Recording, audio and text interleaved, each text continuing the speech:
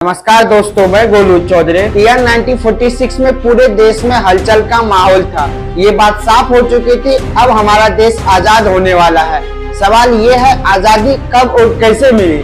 इसके 5 main reason सामने आता है। पहला रीजन सामने निकल के आता है quit India movement. Mahatma Gandhi के लीडरशिप के अंदर ये आंदोलन चालू किया गया। दूसरा रीजन नेताजी सुभाष चंद्र बोस का आजाद हिंद फौज। तीसरा रीजन सेकेंड वर्ल्ड वॉर में कांग्रेस के द्वारा मांग की गई फ्री इंडिपेंडेंस। चौथा रीजन इंडियन फ्री फाइटर्स अंग्रेजों के नाक में दम करके रखा था। पांचवा रीजन यूके प्राइम मिनिस्टर एटली क्लेमेंटन द्वारा दी गई प्रॉमिस। आइए इन सभी रीजन को इस वीडियो में डिटेल से समझते हैं। वैसे तो कई वर्षों से हमारे देश के फ्रीडम फाइटर्स अंग्रेजों के नाक में दम करके रखा था, लेकिन इस वीडियो की शुरुआत होती है सेकेंड वर्ल्ड वॉर। इस वीडियो को देखने से पहले आपसे रिक्वेस्ट है, कैसे ईस्ट इंडिया कंपनी पूरे हमारे भारत पर 300 साल तक कब्जा किया। ईयर 1600 to 1947 तक का सारा सफर एक ऑलरेडी वीडियो बना लिया है, जिसका लिंक पिन कमेंट और डिस्क्रिप्शन में दिया हुआ। और भारत और पाकिस्तान के बीच सेपरेशन कब और कैसे हुआ, इस पर भी सेपरेट वीडियो बना लिया है, जिसका लिंक पिन कमेंट और डिस्क्रिप्शन में। आप वो वीडियो जरूर देखें। एक्चुअली बात ये था, सेकेंड वर्ल्ड वॉर में एडोल्फ हिटलर अपने आसपास के सभी छोटे बड़े देश पे कब्जा किए जा रहा था।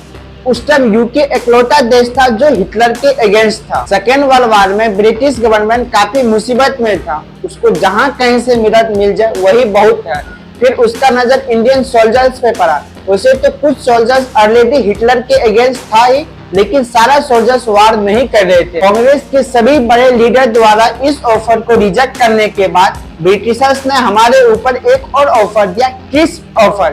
इसके तहत इंडिया प्योर इंडिपेंडेंस तो नहीं हो पाता, लेकिन एक डोमिनियन स्टेटस मिल जाता। बदले में कम्युनिस्ट लीडर इस ऑफर को भी रिजेक्ट कर देते हैं। सभी बड़े लीडर का साफ कहना था, इंडिया तभी इस वॉर में सपोर्ट करेगा बदले में जब उसको प्योर इंडिपेंडेंस मिलेगा, लेकिन अंग्रेज ऐसा करने से मना कर देते हैं। फिर इसके बाद शुरुआत होती है 8 अगस्त 1942 को मुंबई के ग्वालियर टैंक में कांग्रेस के सभी बड़े लीडर महात्मा गांधी, सरदार वल्लभ भाई पटेल, पंडित जवाहरलाल नेहरू सभी एक साथ इकट्ठे होते हैं। इस बार एक संघर्ष का ऐलान करने वाले थे जो उस टाइम के ब्रिटिश हुकूमत के खिलाफ थे। लाखों की भीड़ में महात्मा गांधी को सुनने के लिए वहां लोग आए हुए थे। इसी लाखों की भीड़ में महात्मा गांधी ऐतिहासिक भाषण देते। वो कहते हैं, अब से हर व्यक्ति अपने आप को आजाद समझे। अब या तो हम आजाद होंगे या फिर इसी कोशिश में मारे जाएंगे।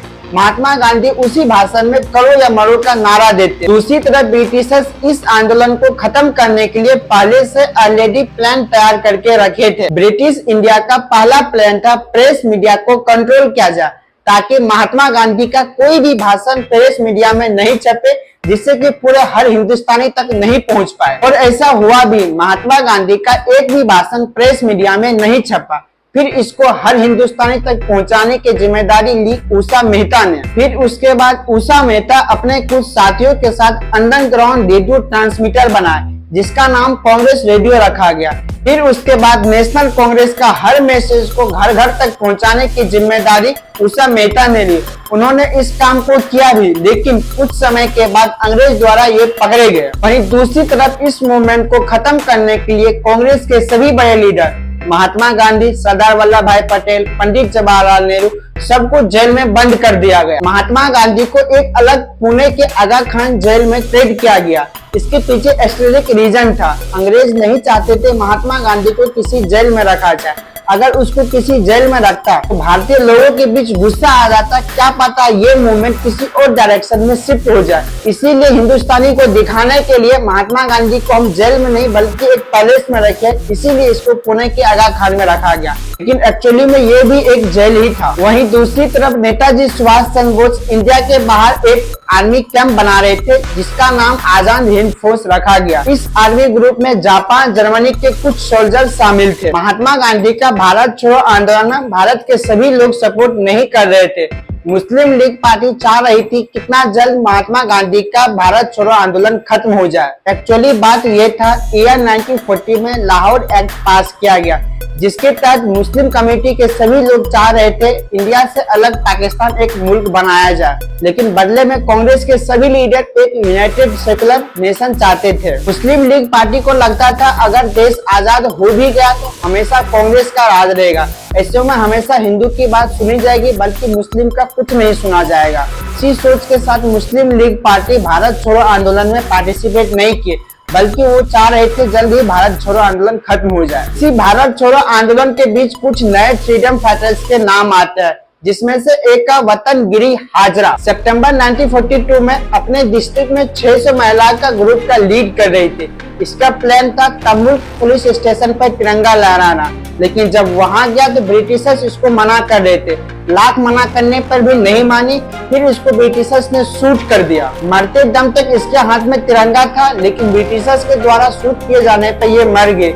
इसकी इसी बहादुरी और साहसी के चलते अभी भी कोलकाता में इसका एक स्टेचू बना हुआ है। ये आंदोलन इतना तेज था, आप इस चीज से समझ सकते हैं, जब सेकेंड वर्ल्ड वॉर खत्म हुआ ब्रिटिश के आम लोग अपने गवर्नमेंट से रिक्वेस्ट करने लगे अब भारत को आजाद कर देनी चाहिए। इसी बीच ब्रिटिशर्स के लेबर पार्टी ने अपने मैनिफेस्टो में ये तक कह दिया था अगर मेरी सरकार बनी तो हम भारत को पूर्ण आजाद कर देंगे। फाइनली जब ब्रिटेन में इलेक्शन का रिजल्ट आया, लेबर पार्टी जीत चुकी थी। क्लेमेंटन रिचार्ड एटली न्यू प्राइम मिनिस्टर बने। उन्होंने प्राइम मिनिस्टर बनते ही कहा अब भारत को आजाद होने का समय आ गया। उसके बाद इंडिया इंडिपेंडेंट एक्ट के तहत इंडिया और पाकिस्तान को अब भारत को आजाद होने का समय आ गया। उसके बाद इंडिया इंडिपेंडेंट एक्ट के तहत इंडिया और पाकिस्तान को आजाद किया गया। इतनी इन्फॉर्मेशन के साथ आज का ये वीडियो समाप्त।